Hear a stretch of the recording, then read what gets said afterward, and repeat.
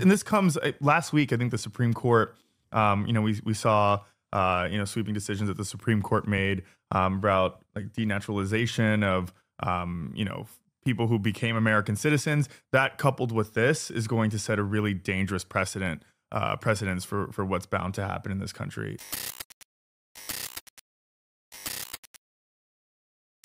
For a lot of time. And so some members wanted to go really. Chios is in the building, ladies and gentlemen. What's up? How you doing?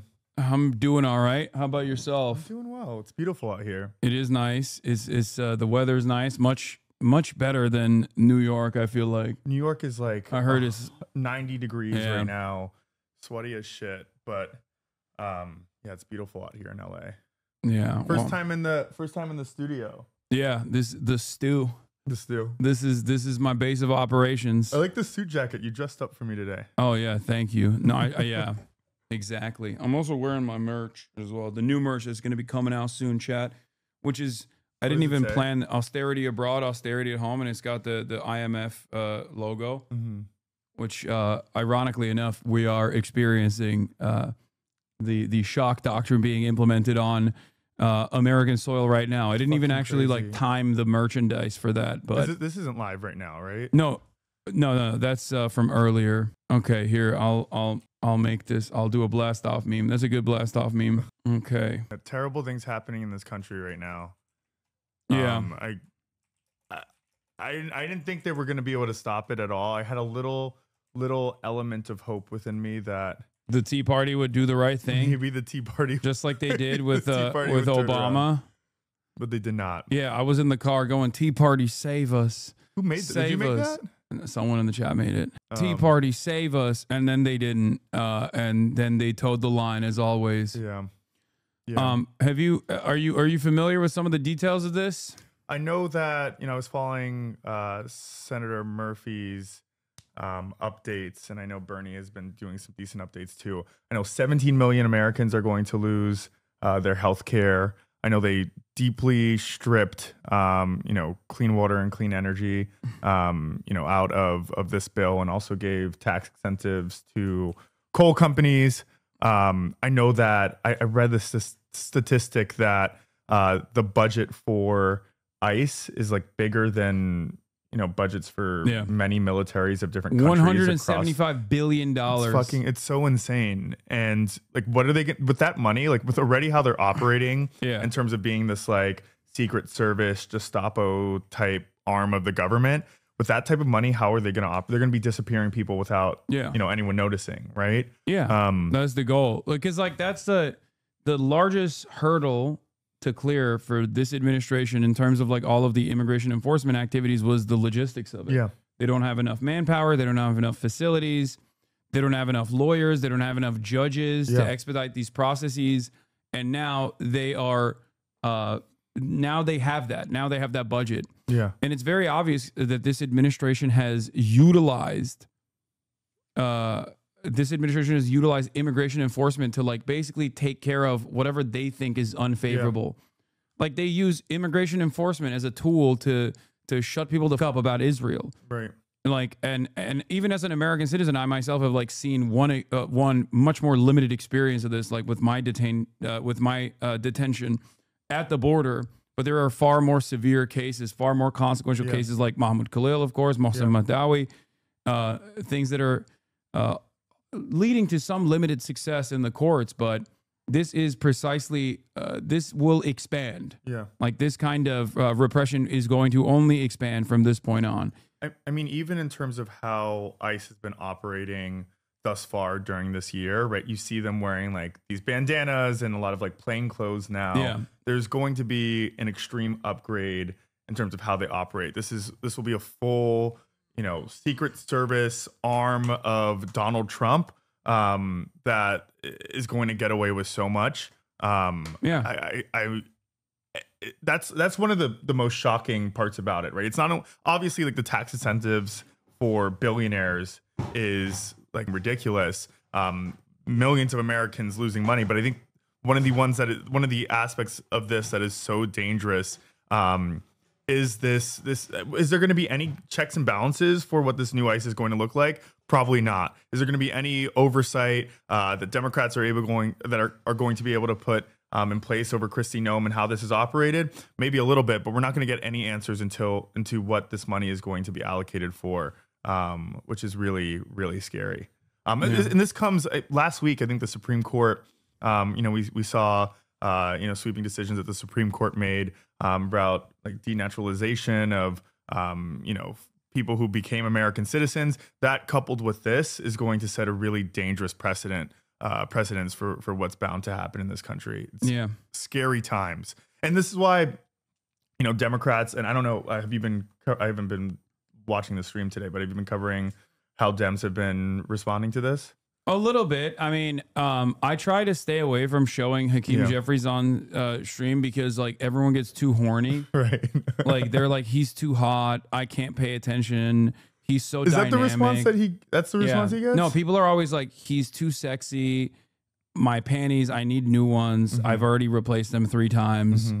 Why is he so sick? Why is he like so cool and so hot in terms of like fighting against the Trump administration? That's what they're saying all the time. I'm overcome with desire. Why are they being? My constituents have a very similar feeling about Hakeem. They get turned on too when they see him. Is that what it is? And then I can't even say Chuck Schumer. Like everyone starts going crazy. Like they love Chuck. Chuck too. Like, what is going on? It's like they throw their bras on stage. No, Chuck has to go. I'm being sarcastic. Okay. I think you understand that, right? I hope. My autism makes it hard for me to be sarcastic. I'm saying such insane I actually things. really did believe you. I'm sorry, crazy. I did. I didn't know if there was like a. I know that's insulting, honestly, to the chat. But you want some to drink? We got Dr. Pepper's. Is Dr. Pepper off the BDS list? It's not on the BDS list. Okay. Diet Dr. Pepper. 0 sugar cream Diet soda. Coke is on the BDS the BDS list. Yeah, just crazy. Yeah, we need a Tea Party in the Democratic Party for sure. And I think now is like a really. I know that Dems are the minority right now, but in terms of how we communicate what is happening is the most important. Is the most important. Piece of this puzzle. We really need to win midterms next week. They can't next even year. Hear you now. They're horny. They're horny. This is the most horny they've ever been because I'm showing both Chuck and Hakeem. This is the face of dynamism. Okay, this is what a dynamic opposition party looks like. I can't speak to. Chuck has lost a lot of love in New York, like even from like libs and. Folks in the center, but Hakeem still has like a in the district that he represents, and we have some overlap. People love him. A lot of people do like him. I think there is a sizable amount of folks who have their issues, but older black folks in Bed-Stuy and Canarsie love him. Yeah, I'm truly shocked. I'm more so shocked at Nancy Pelosi because Hakeem Jeffries was groomed by Nancy Pelosi to be this person, right? Like he is Nancy Pelosi's hand-selected. He's Nancy Pelosi's like hand-selected speaker, and it is actually surprising because like as much as I despise Nancy Pelosi, like he lacks everything that she had, whether it be whipping power or whether it be like behind closed doors, deal making. Like, I don't like Nancy Pelosi, but I don't like her because of ideological differences, ideological disagreements. But like, I would never, ball. But I would never say that she is not like a good politician. Like, How do you think she would be navigating this right now, though? I think, given her age, she would have a very hard time even doing anything beyond what Hakeem Jeffries is doing. Okay, so how about Nancy? Hypothetically speaking, how about Nancy circa Trump's first term? How would she be navigating this right now? I think that they would have.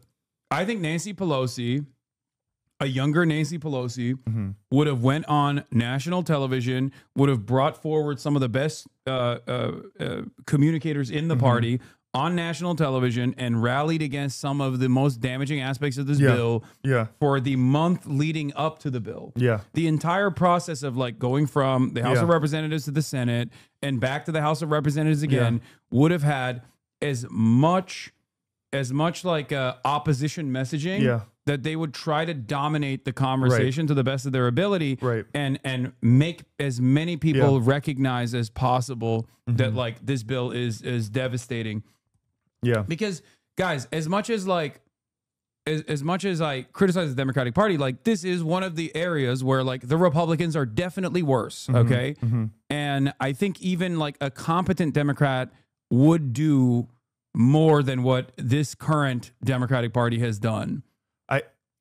I think, and then I agree that right now Dems need to completely be in every single airwave describing this bill as the worst thing that this country has ever seen, as it being a tax cut for the rich, as it I loved how Bernie was talking about how, I think he said like 51,000 Americans are projected to die every year because of this bill. Yeah. I think just dominating our airwaves and what we hear about this bill, and doing so, you know, weeks in advance prior to it passing, you know, today should have been the strategy. Your phone is not in the shot. Oh, my bad. They can see it. They can see text and messages. Yeah, it's all good.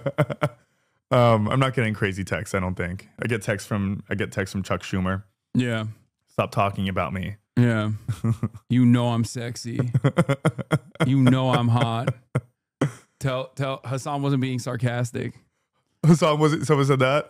I thought you were serious for a little bit. That's crazy. You've watched enough of my content to know I'm being sarcastic. But it's sometimes I think it's being in the studio. The sarcasm maybe he's getting nudes from Chuck. That's what's going on right now. That's crazy. But yeah, I think they would have been more competent. Like another thing, I think Nancy Pelosi, old Nancy Pelosi, would have done what she did, done something similar to what she had done. Kaya. No. Kaya. Hold on. Sorry. She's eating Fiona's food. You're so fat. Get over here. Come here. Place. That's crazy. Didn't you have a different dog before? I had a pit bull back in the day. Yeah. His name was Fish. He passed away many years ago, though. Kaya. Place. Okay. Good girl. She doesn't eat her own food, but then she eats Fiona's food. It's crazy. Anyway, she is very fat. Mad at you. Oh yeah, she's mad. Look, she's giving me the side eye. She's giving you a side eye just now. Yeah, she's upset. So, like, she would do what she did with AOC. Like, AOC delivered a major blow to the Democratic establishment. And what did Nancy Pelosi do? He got her to play ball. Like, he immediately was like, all right, this is the new wave. I don't like it. And if I have any sort of impact in terms of like squashing any sort of like progressive momentum from happening, I will obviously lend my support like she did with Henry Quayle. But once she was established as a Democratic Party representative, Nancy Pelosi did not shy away from even giving uplifting her, even giving cabinet positions to, or not cabinet positions, committee positions to like all of the young progressive Democrats. You know, my issue that I have with how Dems are responding to this ugly bill is like there's a lot of Democrats who seem powerless in responding to Trump right now, especially on the messaging front, but then are doing everything in their power to like not support Zoran as being the Democratic nominee for mayor, right? And I think we're seeing that dichotomy that juxtaposition that we talk about all the time, you know, as progressives or as the left in this country, where like centrist Dems are putting more effort in stopping progressives or leftists or democratic socialists than they are Republicans. And we're seeing that in real time with the lack of support that these Dems are giving Zoran when he is so clearly our Democratic nominee and is so clearly showing what the fight looks like against Donald Trump with the powers that we currently have. It's complete bullshit. They're way stronger and they're way more militant to their left flank than they are to the Republicans. Yeah. It's very frustrating. And this is precisely what happened with Kamala Harris as well. It is what it is. Like, it's just, this is how the modern Democratic Party is. and I don't know how to get them to start playing ball. We need more Zorons all around. I think eventually they will coalesce. I think some are going to drag their feet a lot longer to get there, but you know, I think uplifting people like Zoran is the way to go for us as Democrats, and showing how to change the narrative around this, you know. And it's clearly getting under Trump's skin, you know what I mean? He's already calling for Zoran to be arrested. Yeah, I'm already worried about that, because like yesterday's memes do turn into like policy, you know? Like, what do you mean? Andy Ogles came out with that insane statement. Initially being like Zoran should be deported, and then it got to Trump, right? And now Trump is talking about it, and now like the Homeland Security Council got together and we're looking at ways of like actually materializing what should have remained, what should have never even become a racist meme at all. Right. I mean, I think at the same time that's happening, like Republicans are going to be racist pieces of shit all the time. But like at the same, when they're doing that, we need New York Democrats to defend Zoran in those efforts, right? If we're quiet about Kirsten Gillibrand, you know, it's not just her either. You know what I mean? It's not just Kirsten, and you know, she got a lot of heat, you know, for sure, and I think she felt it. But there's a lot of others who are just like who are quiet about it. You know what I mean? Yeah. Because they don't want to insult their donors. It's so unacceptable. There was I think it was, I can't run against Richie Torres. I don't live in the Bronx. Yeah. Wait, hold on. Oh, there was the ICE arrest of professional Mexican boxer Julio Cesar Chavez Jr. in California after he fought. Yeah, after he fought Jake. I was going to say Jake Tapper. Jake Paul. Jake Paul. Yeah, I think. But hold on. Did he beat Jake Paul? I don't know. Hold on. There was. Where is the Zoran thing? Chi, can you move? Can I move? To Richie Torres' district? No, I mean, there's other people there that should be eyeballing that seat. People are saying Michael Blake. I know Michael Blake. Yeah, Michael Blake lives in that district. Yeah, Waleed Shahid actually. Waleed Shahid actually talked about this or tweeted about this. Hold on, let me pull this up real quick. Let me turn off the messages as well. Okay. Shout out Waleed. Yeah, Waleed talked about this this new analysis that came out on the CNN broadcast on Zoran Mamdani. The CNN coverage on Zoran Mamdani from 6:24 to 6:30. The overall mention of Israel and anti-Semitism is far higher than rent, housing, groceries, childcare, and transit, which are obviously the major reasons as to why he was able to get so many supporters to go out and engage in door knocking. It's why so many people voted for him. Yeah, so many people voted for him for that reason. Same on MSNBC again. Israel and anti-Semitism being like the number one thing that people are focusing on and mentioning. And it's really interesting because like the line of attack on Israel and anti-Semitism, in my opinion, and I said this even during the election cycle, like when it was when the primaries were happening, I said that this would be most likely beneficial to Zoran considering the Democratic Party's attitude towards Israel. Like constantly saying like he is anti-Israel, this is really anti-Semitic, did not actually hurt him. It probably helped him. Right now, in this day and age, I think Israel and coming out in opposition of Israel is a surefire way to show every single person that you are with it. Like you are uncorruptible as a force. And people are even cynically doing that. Like Marjorie Taylor Greene is cynically doing that. Tucker Carlson is cynically doing that right now. I think, go ahead. No, go on. I think, Zoran didn't make this race for mayor of New York City about Israel, right? That wasn't, I know he holds, very strong, justifiable politics around, Palestine, has been outspoken, everyone knows that, right? But he didn't make that a centerpiece to his campaign, right? Yeah. He didn't even, when he came out of the gate, that wasn't something he was talking about. When he put out all those videos, when those door knockers knocked on doors, that wasn't a central component to his campaign. I think other people wanted to define his campaign as that. And I think New Yorkers just wanted to hear about who was going to make their city more affordable. Yeah. I said that, after that first debate, when they were asking all the candidates what, country they would go to, and he was like, I'm going to stay in New York. That was the most like leftward version of Donald Trump ever, right? Yeah. He was like, America first, New York first. I'm going to dedicate, my mayoralty to New York City, and people put that right when they can't pay their rent, when they can't afford groceries. They really appreciate that. They don't want to hear about a foreign country, especially when war is looming. You know what I mean? Especially, and the only time they do want to hear about the foreign country is when people say, why are our tax dollars going there instead of staying over here to fix the roads? Yeah. And that is the most popular position. Yeah.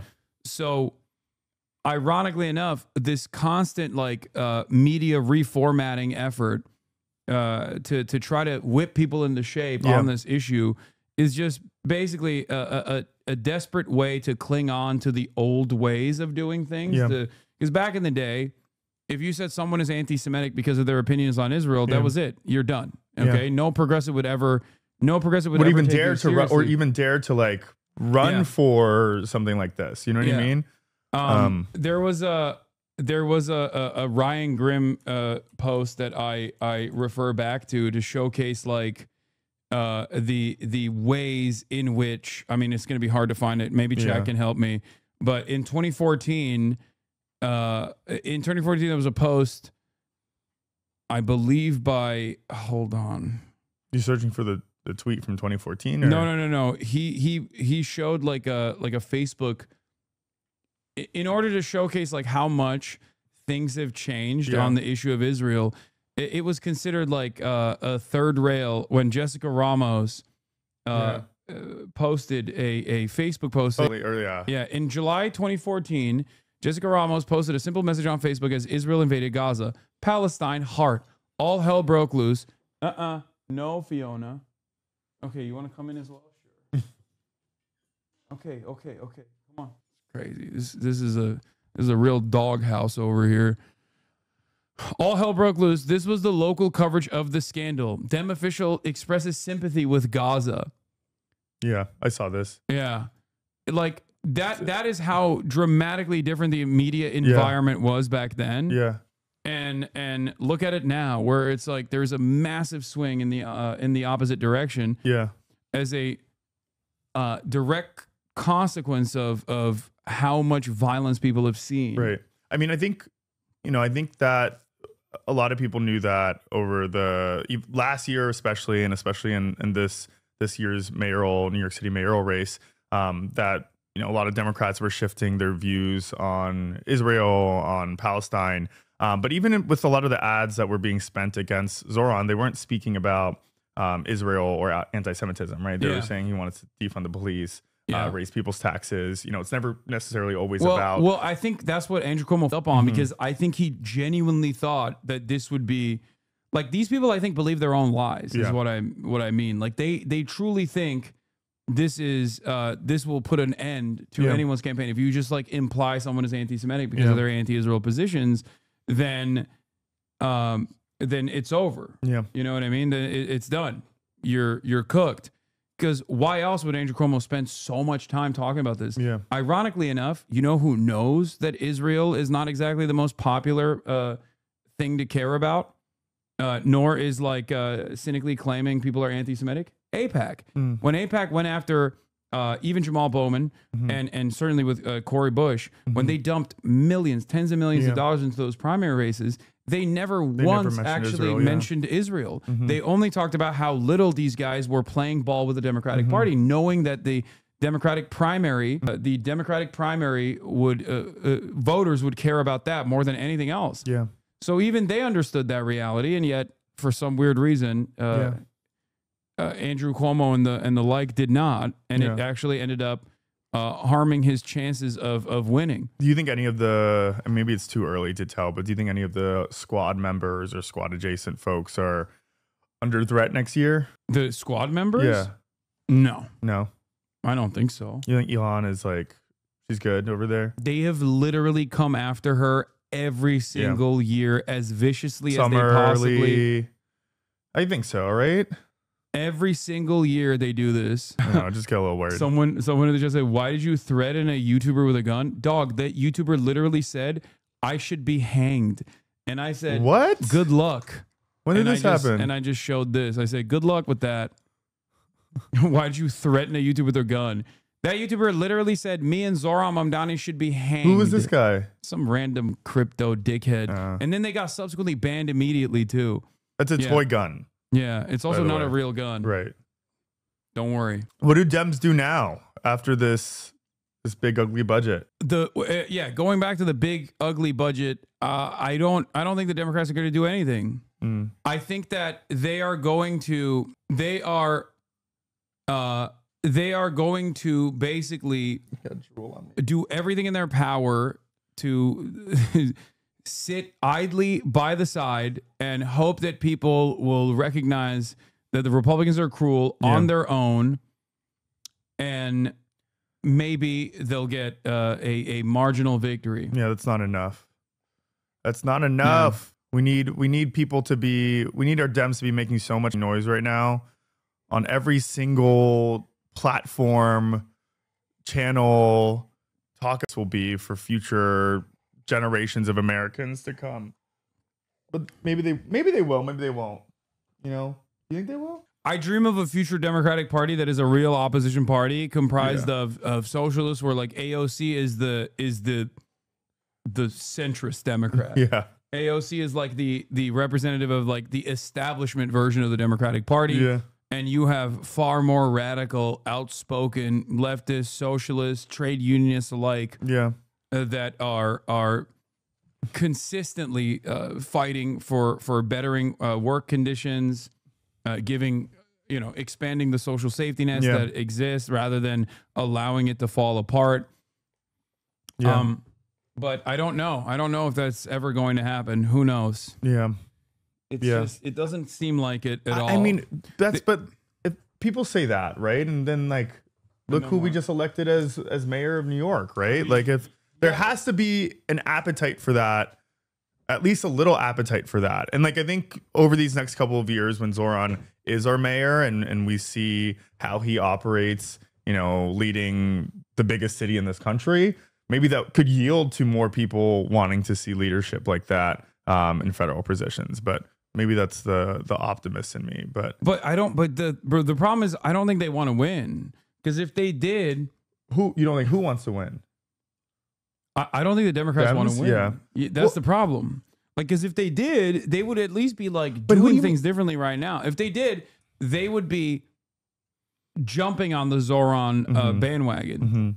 I think I disagree with you. I agree and disagree with you. I think some Democrats, maybe the majority of Democrats, don't want to win because they can't accept the views from someone like a Zoran because of whomever got them elected, right? But I think there's a large portion within our party that is filled with people who are excited about a Zoran, who are still excited about an AOC, who will take this opportunity as a chance to run for office themselves, and be able to beat the big money that is keeping in power the Dems that don't want to win. I'll say this. I think the Democrats want to win, but they want to win on their own terms. And I think this past election cycle basically proved that point once again, where there is this 75-25 issue with Israel, and Kamala Harris did not separate herself from Joe Biden in any meaningful capacity. Yeah. And Kamala Harris did not try to chart a new path, knowing full well that this new path would most likely help her out. Yeah. Like, I think when Democrats say, "Oh, we're fearful of speaking out against Israel because like our constituents are going to get mad," I don't think that was the case. I think that they wanted to try and win in the ways that they want to by like implementing the Chuck Schumer method of winning over voters in the white collar voters in the suburbs and losing out the blue collar voters in the process. Like that is how they wanted to win. And that was a failure. And now they're like, how do we get people back on board with our version of the Democratic Party, rather than do we listen to the masses? Do we listen to the voters? and you know, change our message and change our platform in its entirety. Well, we might have to force them to change then, right? Yeah, exactly. I think we don't need to wait on their terms to create the change that we want to see in this country. I think we're seeing a lot of, and this is what we were seeing in New York, and I keep on bringing it back to our mayoral race. Like, that wasn't just like far left people who were voting for Zoran, right? This was like Park Slope moms, you know, folks across the city, you know, that don't traditionally vote for a Democratic Socialist, you know, candidate for anything, who are pissed at Trump, who are pissed at the response that, you know, traditional Democrats are giving to Trump. So they chose to go with something new and something exciting and something different, right? Yeah. And of course, New York City is different than many places in this country, but we do have, you know, we do have a lot of liberals, you know what I mean, who do vote, like folks in Michigan and Wisconsin, you know, who did end up voting for Zoran and are excited about Zoran and are like standing him, which is a great precedent for how things could potentially change. Yeah. In other states. I see the positives for sure. Yeah. I'm just you know, skeptical. I am always going to be skeptical, of course, until proven otherwise. I mean, I think this is what, and I think your skepticism is real, because I think after AOC won, you know, there was that huge element of hope that I'm sharing right now. Yeah, with the Justice Democrats and Dems responded negatively to that, right, and started creating this additional infrastructure, not only to attack Republicans, but to like fend off insurgent progressive candidates. They did that, and then also another thing that they did, and they're trying to do that again right now, was, well, look at all the young moderate candidates that also won, and they tried to like present this like Isaiah Martin. Yeah, I think, you know, then there's the CIA lady as well. I think that was another one. Is that Slotkin? No, Slotkin's this time around. Okay. What was it? What was the other one? Anyway, there's a bunch. There are a bunch of like moderate Dems that they try to prop up as like young. Oh yeah, Spamberger, that they tried to position Abigail Spamberger to position against the Justice Democrat wing, where they were like, no, you don't understand. Like we have young talent in the party that's like still in agreement with like the old ways of doing things, like third way neoliberalism. But that's the whole point, though. I mean, did that work? Did that person get elected? No, the people that had gotten elected, I'm saying that they presented as like a different vision. Yeah, I know. Who's this for? Says Ken Klippenstein. Hakeem Jeffries is the leader America deserves. It's for me. I'm horny for Hakeem. So that's what I want. So is your chat. Yeah, exactly. Yeah, I mean, I think that's what we're already seeing some budding examples of that. I threw out Isaiah Martin's name, right? I think I saw someone's like tweet. Someone tweeted right after Zoran won that was like, "This is the pathway to win, having good social media," and like that was just like their entire take of it, which is not the point, right? You can't be a moderate centrist Dem who's a corporate shill and have, you know, social media of you like walking and talking at a fast pace with quick cuts and think that that's like the way to. That was Harry Sasan. That's the one who said it. Terrible take, right? Who, by the way, who's like, he has literally been doing the social media thing, but for the old decrepit. I didn't know it was. Decrepit institutional Democrats. And they all failed. So obviously, like Kamala Harris did the Brad Summer shit. Like she had a social media. It was team. a very online campaign, right? She did a fuck ton of social media. Yeah. Just like she had the money advantage. Yeah.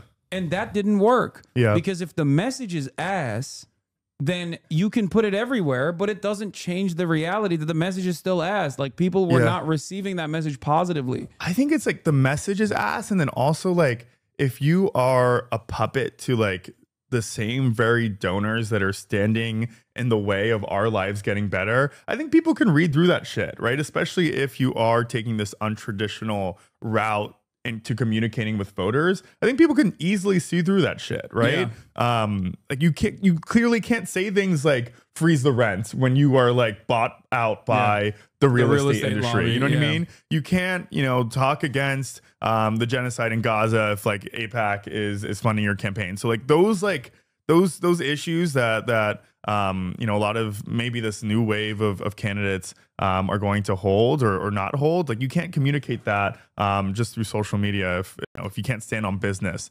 because of those who are funding your campaigns. Yeah. All right. Let's get back to this demon. Yeah, I didn't even watch this. Me and my son hold each other accountable for watching porn. Yeah. Michael Johnson.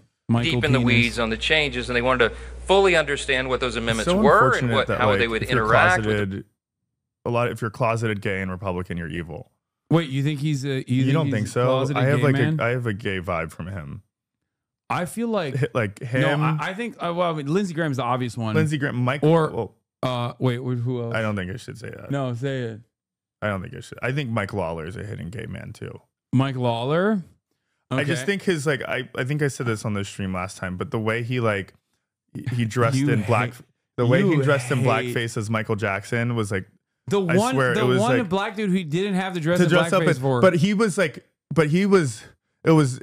I swear, look up that picture of Mike Lawler in blackface on the New York Times. It's the fruitiest picture you've ever seen of someone in your life. But that's my only take on it. SD. Josh Hawley is another one. Yeah, for sure. Yeah. Have you ever seen Josh Hawley kiss his wife? No. Oh my god. Okay, I have to show. Is that tough to say? I think there's well, I don't know if you're able to. Maybe I can say that.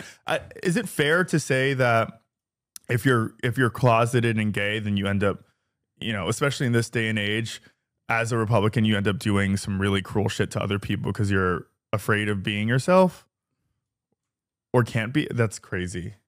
That's crazy. This is a gay man. That's crazy. Sorry. There is no, he has sheer disgust kissing his wife. Not only is this like a crazy picture because of that, but I've never seen two people with no lips kissing each other. Yeah. No, he kisses his wife like he's in a K-drama. Okay. This is no shot. That's no shot. Crazy. He also is the most in shape man in the state of Missouri. I think that's a sign. There's another, that's a gay sign. There's a photo. When I think of Josh Hawley being a gay man, I think of him with someone said that's ableism. With his pecs at Whole Foods in the middle of the day purchasing wine. Josh Hawley? Yeah. No, he is he was caught at Whole Foods buying wine or something. Really? Someone took a photo of him. And I was like, that's a gay guy. Yeah. That's just he is it's sad. I mean, remarkable shape. I bet if they were out, then they wouldn't be Republicans or wouldn't be evil, maybe, right? Come on. Yeah. This photo of Josh Hawley wine shopping at 2:30 on a work day pretty much sums up everything on this one. Yeah. Look at his pecs. He's getting the Josh wine. Look at his pecs. Yeah. No one in Missouri has this body fat percentage. Okay, get the out of here. Maybe I don't. Yeah, he wasn't on my gaydar. No, he's. Really? I mean, come on. Really? On. These two images is all you need to know. Isn't there that? Who's that guy? Is Brian Johnson? Who's that? He's like a Republican. Florida? No. He's not an elected official. He's that. Maybe I'm getting the name wrong. He's that Republican. Byron Donalds is the Florida representative. He's like a right wing Twitch streamer or maybe Twitter Benny guy. Johnson? Benny Johnson. Oh, Benny Johnson's gay. Yeah. Yeah. Benny Johnson. I know for a fact his wife doesn't allow him to go. Oh, he has a wife. He is a. The Republicans call him gay, right? Benny Johnson is not allowed to go on work trips without his wife anymore. Really? I wonder why. She doesn't let him, or his agency doesn't let him? Okay. She doesn't let him. Oh my God. She does not let Benny Johnson. Remember when he he has a lavender marriage. Remember when he was posting about where AOC is from? No. He was posting about how there's all these gay cruise asses on the ads on the military website, military.com. And it was bro, those are your targeted ads. Yeah. What is this? He was doing the onion meme of why are all these gay guys sucking my dick everywhere I go? Him and the Casey kicker who said women should stay in the kitchen of the graduation speech look like a gay wedding announcement. Oh, this is This was. There's also a photo of him looking at Harrison Butkiss. Harrison Butkiss? Yeah. Who's that? His name is Harrison Butt something, but Harrison Butker. Yeah. Yeah, that looks like a there's a photo Midwestern of, gay couple. There is a photo of Josh Hawley staring longingly at Harrison. Like, and I've never seen him show that kind of emotion towards his wife ever. Okay, go back to the Mike Johnson clip. I interrupted you and we went investigating. No, so what I was gonna say is like you have the obvious like clearly in the closet gay men in the Republican Party, but then you also have like a different type of sociopath where I think like Mike Johnson fits the second category. Like to the Steven Crowders of the world who are closeted, there's always like a Matt Walsh who was just like a psycho. You know what I mean? And I think Mike Johnson is like, I think he's just like a straightforward, only have sex to reproduce. Like, you know, God is great. God is my moral compass or whatever. Republican God, Republican Jesus is my moral compass. Like, I could see him like whipping himself at the end of the day for like doing something sacrilegious. But why? It's so crazy. Like, he has black kids, right? Mike Johnson has black kids. What? Like adopted black kids, just like Amy Coney Barrett. Wait, what? I think from like... Just like Laura Ingraham has adopted Guatemalan children. Yeah, or El Salvador. I think he has black kids. Him and Amy Coney Barrett. Yo, the Jesus... Oh my God. Speaker Mike Johnson explained why his adopted black son is not involved in his bubble. I think he's like I did Haitian not know. Or something. What? I could be wrong on that, but... Johnson and his wife took custody of a black teenager named Michael 24 years ago and raised him as their son. However, others raised questions when it became apparent that Michael was absent from Johnson's public life, including his absence from Johnson's family portrait. Like, you can't run for office with a black son. What? Johnson's communications director, Karine Day, explained Michael's absence. The blind side. That's crazy. When Speaker Johnson first ran for Congress in 2016. That's like Jordan Peele's Blind Side. Like, that's his adaptation of it. At the time of the Speaker's election to Congress, Michael was an adult with a family of his own. He asked not to be involved in their new public life. The Speaker has respected that sentiment throughout his career and maintains a close relationship with Michael to this day. You didn't know this? This is like the first thing I learned about him when he became Speaker. Bro. Yeah. What the While testifying against reparations for slavery in front of the House committee, Johnson said that he understood. Scroll down a little bit. Maybe he spoke about it. Discrimination because of his experiences with Michael. While testifying against reparations for slavery. Yeah, this is Jordan Peele's remake of The Blind Side, Mike Johnson and Michael. Dude, there's something really freaky about like a lot of these openly racist white nationalist Christians that go and like adopt black and brown children. Yeah. What is that? Amy Coney Barrett has like 4 black kids, right? Yeah, I know she had like I knew that she has like a bunch of adopted children and some of them are black. I didn't know exactly the number, but there is something. Like, I don't know if it's 4, but what is it? What the fuck is that? It definitely has to be like a deeply rooted in like slave. It's like legal slavery. I don't know. I can't speak to these kids' experiences. Maybe they love their parents. But I just like I don't. White saviorism is definitely like a part of it. I just don't understand how they like become so overtly racist or were overtly racist, and then they did that. I don't get it. I don't understand. Yeah, I don't know. Maybe like they gave him like a get out of racist free card.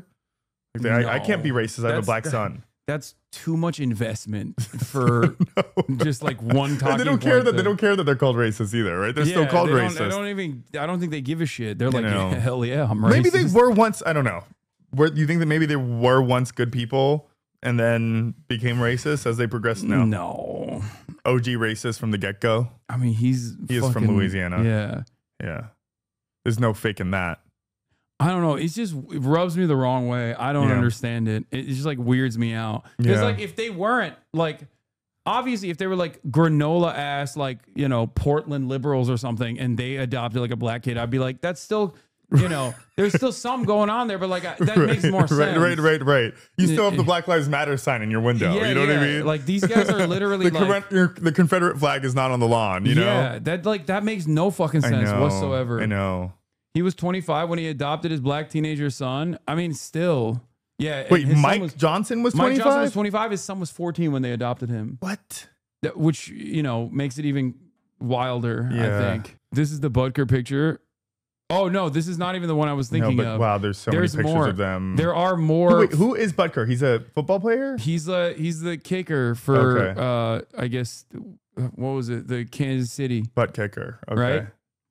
And he's like he became famous in the dipping his toe into politics or something. Well, no, he became famous because he was like women. He delivered a speech. I forget where, but he was like saying how, you know, all you ladies that are graduating from college today, like you should be good wives to your husbands. Oh my God. Oh, this is the one. This is the one. This is the one. This is the one. This is what I was thinking of. That's crazy. There's love. There's lust in his eyes. Yeah. There's love and lust. Anyway, we have strayed away. I know. I'm so sorry. There's so much shit happening today. Yeah. I knew as the leader that we would have to take the time to do that, and so some of that went into late into the night. And I was not going to make anybody. I was not going to demand anybody's vote or their position on the bill until they felt that they had exhausted that opportunity. So we did it, and that's how we got everybody yes. Oh, yeah. They can see that too? Probably. You see a camera.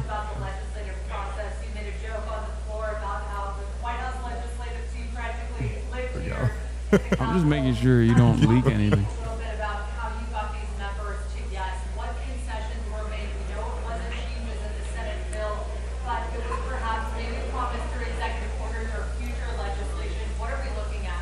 No, I mean, look, as I said, a lot of these members wanted to talk with the administration about how the new law would be administered by the Trump administration and the team. And I think they answered those questions. I don't think they exacted a lot of specific commitments or concessions or anything like that. It was just more an understanding how that would interact. How do you think as you know, this president has been a bold leader. By money. I think that it's nihilism. Yeah. Like the world's going to end anyways. Yeah. Power. But it's definitely nihilism. Like I think about Clarence Thomas a lot and like his evolution. Yeah. And I think he's like a really glaringly obvious case of that because he's a black man who grew up in an even more racist past. And I think in that process, he just realized at a certain point where he was like, no, I want to make money for myself. Yeah. And I don't care who suffers as a direct consequence of my decisions. And I guess he also got one-shotted by what's his face, Thomas Sowell. Like he read one Thomas Sowell book and he was like, "Wow, this is amazing." But he was always like, I think he was like initially a black nationalist, and then he like moved into this weird place where he still has some of that mentality, but also is like deeply white supremacist at the same time as well. So I think it's just like throughout his career, he just got increasingly more jaded and realized like there is no fixing this process. Right. So I might as well be a winner in this process and get something out of it. Yep. This guy's a At last count, he's issued over maybe close to 160 executive orders so far. We're trying to codify as many of those as possible. So a lot of the discussions were about what executive orders will be forthcoming as it relates to the new legislation, and how can we be involved as a House to codify that and do all that in a coordinated fashion. Johnson, the beauty of unified government circulated around Louisiana is that he used to frequent a gay bar in Shreveport called Central Station. They're gay-vestigating Mike Johnson. Damn. You got shooters out there, huh? That's cool. I mean, you know what? Yeah, he does give off Rick Perry vibes a little bit. Yeah. Who is another person that I think is gay. Is on that list. Yeah. Yeah. It's sad. Just be a queen. Just be a queen. Don't be evil. It's so easy. I can see that. Yeah, dude, he's on Grindr. It is known. There's also... Do you believe that? I don't know about that, but... No, but there is that element of like... like I guess like the element of repression that he is like open about, because like he's the type of guy who says like I have like he has openly revealed that him and his son have a porn app that they both use to keep each other accountable to not watch porn. And I feel like if you have this like if you're open about something like this, that means like you're looking at some stuff that you consider as like gross. Yeah. You know what I mean? You consider as like indecent. Yeah. And maybe it's gay stuff. Yeah. Who knows? Yeah. Ironically enough, Did they ban porn yet? I mean, they're working on it. I think the Supreme Court did that. You have to show your age. They're working on it. Every state is like going through that process right now. That's next. Yeah. Then we'll see some change in this country. The streets will be filled with people. I don't think so. I don't think these guys are. I don't think anything's gonna move Americans. Really? Yeah. Exactly how it can work and how it's supposed to work is that you have an interaction between the executive and the legislative branches, because that's what's best for the people, and that coordination is going to yield great results for the folks. So that was part of the discussion yesterday. Last question. Speaker, thank you. To follow up on that, so that they understand the president will consider more tariffs on solar and wind as part of the deal, and also that there were assurances about undocumented immigrants and them. Can you help us understand what that might look like? Boomers better start voting. I literally don't know anything about that. I mean, I wasn't privy to the conversation. So I would tell you there's lots of rumor and conjecture and innuendo that floats around, especially when you got so many people wandering around the building. Congressman that sold stock right before the vote. Yeah. He sold a Medicaid processor. Stock, right? Yeah. Like a Medicaid marketplace manager stock. That's illegal, right? That's illegal? Nothing is illegal. Yeah, that's true. What is the SEC going to do? The SEC has become even more toothless under the Trump reign. They're not going to do anything.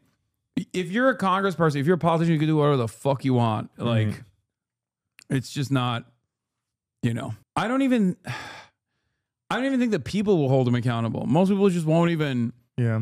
Most people won't even pay attention to that kind of stuff at this point. I don't know if have you gamed this out on. I don't know if you've done this on the stream, but you know, I know that Trump is seizing power everywhere, right? We believe that he's going to attempt to do some type of third term type shit, right? Oh yeah. What are you doing in that situation? I don't know. You getting out of here? I'm just gonna go. I'm just gonna take it one step at a time. I don't think I'll be getting out of here necessarily. Yeah.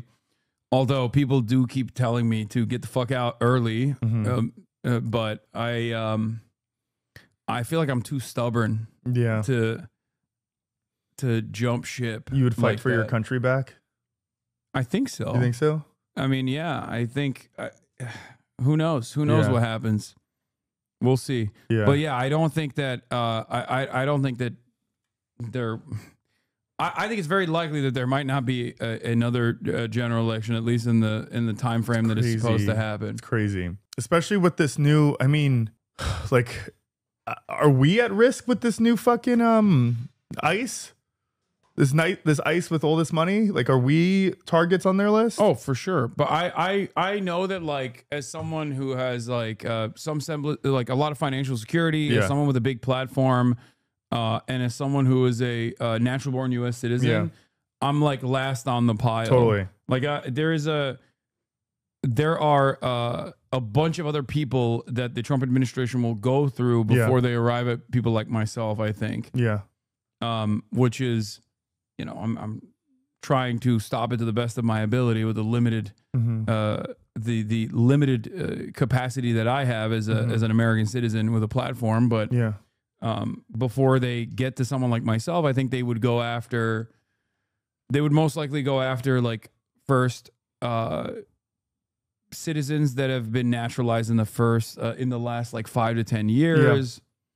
And then they will move on to, this is what like the denaturalization process will look like by my estimations. Like they'll go after criminals and then decide what is a criminal and what is not, try to erode due process to the best of their ability. Oops, some people got arrested. How else are you going to deport 20 million people? We have to, we can't do due process any longer. Don't be ridiculous. And then eventually they'll move on to like natural born U.S. citizens, but it's like last on the line, I think. But we'll see. I mean, they sometimes do have a tendency to jump over more permissible targets, more vulnerable targets, like they did with Mahmoud Khalil. Like Mahmoud Khalil, as a green card holder with an American wife and a child on the way, was not the best target to go after. Right. But isn't there power somewhere within our judicial system that shows that, you know, Mahmoud Khalil, as much as he had a newborn child on the way, like, if they really wanted to make a point with him, then they really tried to, right? The fact that he was freed is a chink in their armor in one way, shape, or form, is it not? Yeah, I still at this point, yeah, but look at what the Supreme Court is doing. You know what I mean? Right, Like they're At very the same clearly time. playing ball Yeah. with the administration in ways that you wouldn't even expect. So who knows where that goes? Yeah. Like I think, I mean, they already gutted the power that the lower courts have in terms of doing nationwide injunctions. Yeah. So I think that they're gearing up for either no repercussions whatsoever, or even if Democrats were to win somehow in the future, that they wouldn't use the new additional clearance that they have to push for whatever agenda they're pushing for. Yeah. You're not priority right now, but you're 1,000% on the list. It almost feels like you're the example he's thinking of when he says people who hate our country, even though that's just Israel anchor baby shit. Maybe. Yeah. I mean, I know I'm on some list for sure, but you know, I'm not. Yeah, that's not going to stop me. Yeah. Deliberating over their vote. So I don't know how much stock I'd put into Okay, much of that. But all right, last question. Yes, ma'am. Bye, chat.